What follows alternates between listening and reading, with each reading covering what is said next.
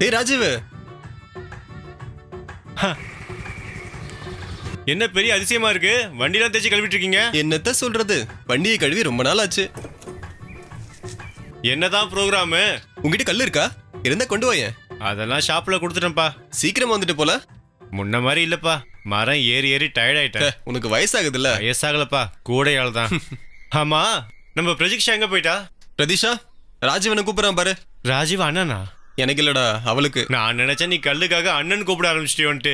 அது சரி, நீ எனக்கு கல்லு தந்தாலும் தரலாம்ல ராஜீவ். ரொம்ப நல்லதா போச்சு. அப்போ உங்ககிட்ட கல்லு இல்ல ராஜீவ்? வேற எங்கேயாவது பார்ப்பா, ஸ்டாக் இல்ல. சரி சரி இருக்கட்டும்.